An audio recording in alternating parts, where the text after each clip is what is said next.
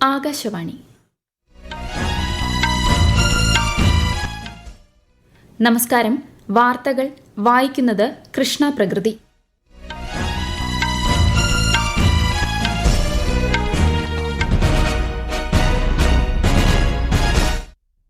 പ്രധാന വാർത്തകൾ. പ്രധാനമന്ത്രി നരേന്ദ്രമോദിയുടെ പ്രതിമാസ റേഡിയോ പ്രഭാഷണ പരിപാടി മൻ കി ബാത്ത് ഇന്ന് രാവിലെ 11 മണിക്ക്. മലേഷ്യയിൽ നടക്കുന്ന 22ാമത് ആസിയാൻ ഇന്ത്യ ഉച്ചകോടി പ്രധാനമന്ത്രി നരേന്ദ്രമോദി ഇന്ന് വെർച്വലായി പങ്കെടുക്കും. കേരളത്തിൽ തദ്ദേശ തിരഞ്ഞെടുപ്പിനുള്ള അന്തിമ വോട്ടർ പട്ടികയിൽ 2.84 കോടി സമ്മതിദായകർ. മോൻത ചുഴലിക്കാറ്റ് മുന്നൊരുക്കങ്ങൾ കേന്ദ്ര ക്യാബിനറ്റ് സെക്രട്ടറിയുടെ നേതൃത്വത്തിൽ വിലയിരുത്തി. കേരളത്തിൽ തെക്കൻ ജില്ലകളിൽ അതിശക്തമായ മഴയ്ക്ക് സാധ്യത. 6 ജില്ലകളിൽ ഇന്ന് മഞ്ഞ ജാഗ്രത. ഇടുക്കിയിൽ മണ്ണിടിച്ചിലിൽ 1 മരണം. ICC വനിതാ ക്രിക്കറ്റ് ലോകകപ്പിൽ ഇന്ന് ഇന്ത്യ ബംഗ്ലാദേശ് മത്സരം. വാർത്തകൾ വിശദമായി. പ്രധാനമന്ത്രി നരേന്ദ്രമോദി ആകാശവാണിയിലൂടെ ജനങ്ങളുമായി ആശയങ്ങൾ പങ്കുവയ്ക്കുന്ന പ്രതിമാസ പ്രഭാഷണ പരിപാടി മൻ കി ബാത്ത് ഇന്ന് രാവിലെ 11 മണിക്ക്. പരിപാടിയുടെ 127ാം പതിപ്പാണിത്. തുടർന്ന് മലയാള പരിഭാഷയും ഉണ്ടായിരിക്കും. ദൂരദർശനും മൻ കി ബാത്ത് സംപ്രേഷണം ചെയ്യും. AIR ന്യൂസ് വെബ്സൈറ്റിലും ന്യൂസ് ഓൺ AIR ആപ്പിലും PMO, വാർത്താ വിതരണ പ്രക്ഷേപണ മന്ത്രാലയം തുടങ്ങിയവയുടെ യൂട്യൂബ് ചാനലുകളിലും പരിപാടി തത്സമയം ലഭ്യമാകും. മലേഷ്യയിലെ ക്വാലാലംപൂരിൽ നടക്കുന്ന 22ാമത് ആസിയാൻ ഇന്ത്യ ഉച്ചകോടിയിൽ പ്രധാനമന്ത്രി നരേന്ദ്രമോദി ഇന്ന് വെർച്വലായി പങ്കെടുക്കും. പ്രധാനമന്ത്രിയും ആസിയാൻ നേതാക്കളും ആസിയാൻ ഇന്ത്യ ബന്ധത്തിലെ പുരോഗതി വിലയിരുത്തുമെന്ന് വിദേശകാര്യ മന്ത്രാലയം അറിയിച്ചു. സമഗ്ര പങ്കാളിത്തം ശക്തിപ്പെടുത്തുന്നതിനുള്ള സംരംഭങ്ങളെക്കുറിച്ചും ചർച്ച നടക്കും. ഇന്ത്യയുടെ ആക്ട് ഈസ്റ്റ് നയം, ഇൻഡോ പസഫിക് കാഴ്ചപ്പാട് തുടങ്ങിയവയുടെ പ്രധാന ഘടകമാണ് ആസിയാൻ ബന്ധത്തിന്റെ ശക്തിപ്പെടുത്തൽ. നാളെ നടക്കുന്ന ഈസ്റ്റ് ഏഷ്യ ഉച്ചകോടിയിൽ പ്രധാനമന്ത്രിയെ പ്രതിനിധീകരിച്ച് വിദേശകാര്യമന്ത്രി S. ജയശങ്കർ പങ്കെടുക്കും. 2 ദിവസത്തെ സന്ദർശനത്തിനായി ഉപരാഷ്ട്രപതി CP രാധാകൃഷ്ണൻ സീഷെൽസിലേക്ക് യാത്ര തിരിച്ചു.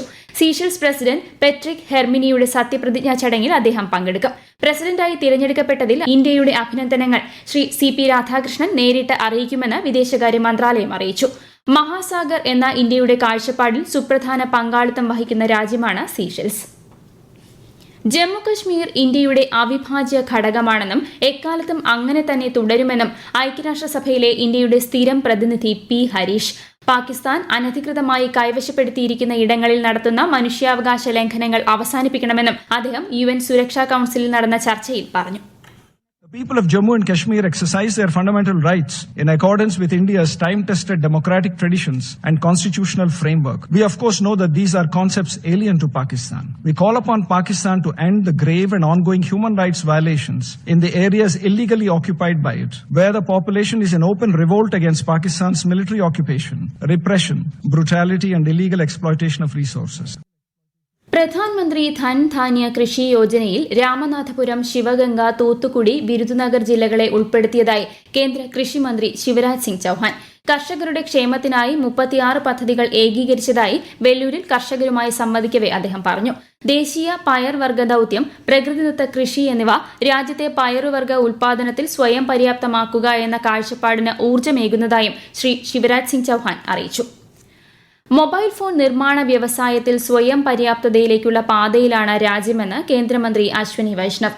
2 വർഷത്തിനുള്ളിൽ ഇന്ത്യ പൂർണ്ണമായും മൊബൈൽ ഫോൺ ഘടകങ്ങളുടെ ആഭ്യന്തര ഉൽപാദന ശേഷി കൈവരിക്കും. ന്യൂഡൽഹിയിൽ മാധ്യമപ്രവർത്തകരോട് സംസാരിക്കുകയായിരുന്നു അദ്ദേഹം. CCTV ഉൾപ്പെടെ വിവിധ ആപ്ലിക്കേഷനുകൾക്കുള്ള ചിപ്പ് സെറ്റുകൾ രാജ്യം വികസിപ്പിക്കുകയാണെന്നും അദ്ദേഹം വ്യക്തമാക്കി.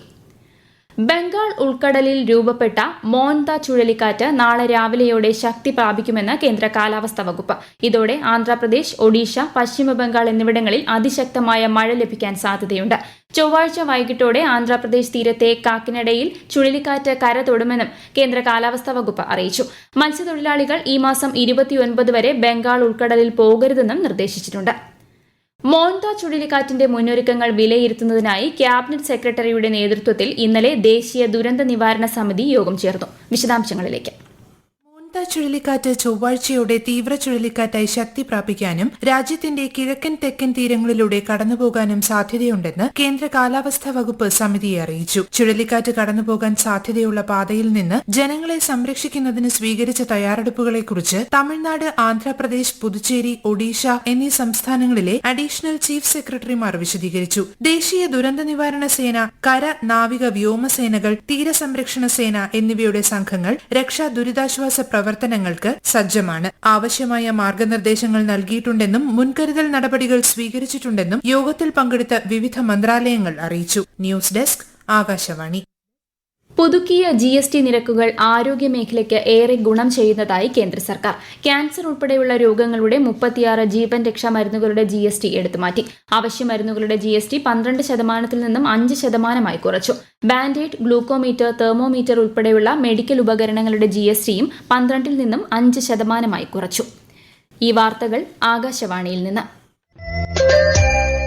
ആകാശവാണി വാർത്തകളും വാർത്താധിഷ്ഠിത പരിപാടികളും all India radio news Thiruvananthapuram YouTube ചാനലിലും all India radio news Thiruvananthapuram Facebook പേജിലും AR News_ തിരുവനന്തപുരം ഇൻസ്റ്റഗ്രാം അക്കൌണ്ടിലും AR News_TVM X ഹാൻഡിലും ലഭ്യമാണ്.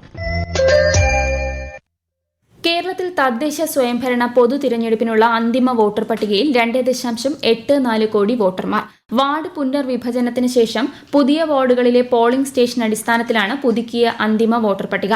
മട്ടന്നൂർ നഗരസഭ ഒഴികെയുള്ള തദ്ദേശ സ്ഥാപനങ്ങളിലെ പൊതു തിരഞ്ഞെടുപ്പിനാണ് വോട്ടർ പട്ടിക തയ്യാറാക്കിയത്.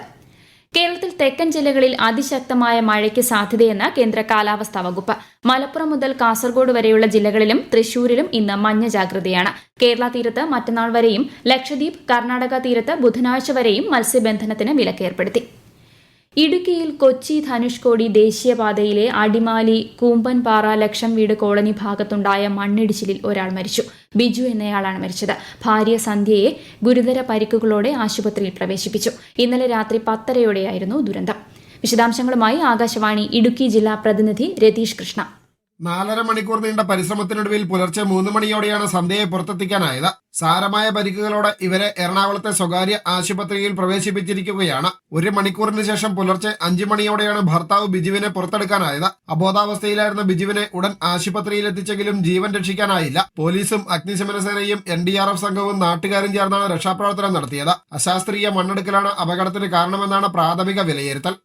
ICC വനിതാ ക്രിക്കറ്റ് ലോകകപ്പിൽ ഇന്ത്യ ഇന്ന് ബംഗ്ലാദേശിനെ നേരിടും. വൈകിട്ട് 3 മണിക്ക് നവി മുംബൈയിലാണ് മത്സരം. ഇന്ന് വിശാഖപട്ടണത്ത് നടക്കുന്ന മറ്റൊരു മത്സരത്തിൽ ന്യൂസിലാൻഡ് ഇംഗ്ലണ്ടിനെ നേരിടും. ആദ്യ സെമി ഈ മാസം 29-നാണ്.